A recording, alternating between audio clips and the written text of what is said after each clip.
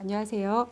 법무법인 우리 청주분사무소 김혜진 변호사입니다. 제 경험으로 좋은 변호사를 어떻게 선임할지, 그리고 변호사를 선임한 이후에는 어떻게 사건을 진행할지에 대해서 설명드리도록 하겠습니다. 보통 수사를 처음 당하면 무엇을 어떻게 해야 할지 몰라서 내가 어떠한 상황에 처했는지도 제대로 파악하지 못하고, 그리고 그 말이 법적 의미가 무엇인지도 모른 채 불리한 행동과 말을 쌓았다가 치명적 결과를 맞이하는 분들이 있습니다. 이런 결과를 방지하기 위하여 수사를 받으실 때에는 항해할 때 나침반이 필요하듯이 지식과 경험이 풍부한 전문가의 도움을 받으면서 차근차근 해결해 나가시는 게 필요합니다. 일반인이 짧은 상담 시간을 통해서 변호사의 사건 경험과 그리고 지식의 양을 단번에 알기는 어렵습니다. 그래서 큰 돈을 들여서라도 전관 변호사를 선임하시는 분도 있습니다. 사건을 진행해 본 이 제 경험상 전관 변호사이더라도 변호사마다 다 달랐습니다. 유명한 전관 변호사이더라도 다투어도 될 만한 사안에서 다투지 않고 사건을 진행하는 경우를 보기도 하였습니다. 전관 변호사의 경우 절차에서 좀 더 우호적으로 대우를 받기는 합니다. 그러나 재판의 결과는 사건을 진행한 변호사가 누구냐에 따라서 달라지는 게 아니라 판사에게 어떠한 주장을 하고 그리고 어떤 증거를 얼마만큼 제시하였는지에 따라 달라지는 것입니다. 간혹 통상의 가능성만을 설명해서 상담자에게 두려움을 느끼게 하고 그 두려움으로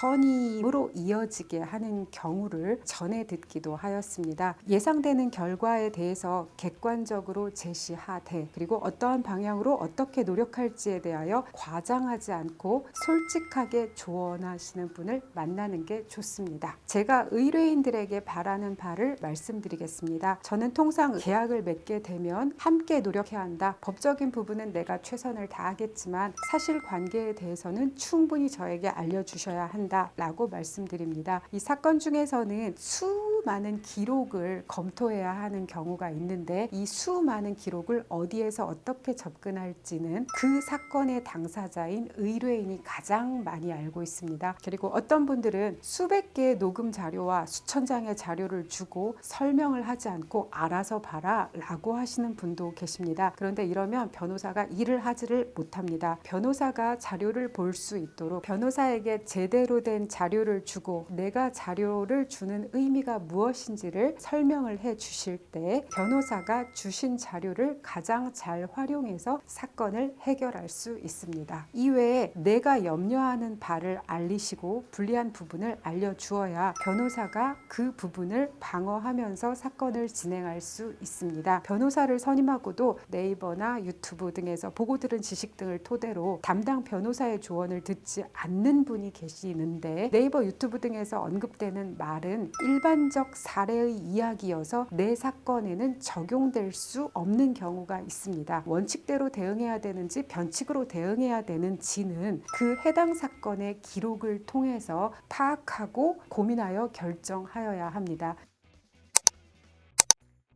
의뢰인은 사건 진행으로 심적으로 많이 힘드실 텐데 변호사가 사건 속에 감정이입이 되면 오히려 사건을 제대로 보지 못하는 경우가 생깁니다. 사건 사실관계에 대하여는 변호사와 충분히 상의하시되 심적으로 힘든 부분은 내 주변 사람들의 도움을 받아 해결하고 그리고 변호사는 최선을 다해 일을 할 수 있도록 업무를 존중해 주셔야 변호사가 냉정하고 차분하게 사건을 바라보고 온 힘을 다해서 뜨거운 열정으로 사건 해결을 위해 노력할 수 있습니다. 이상은 법무법인 우리 청주분사무소의 김혜진 변호사였습니다.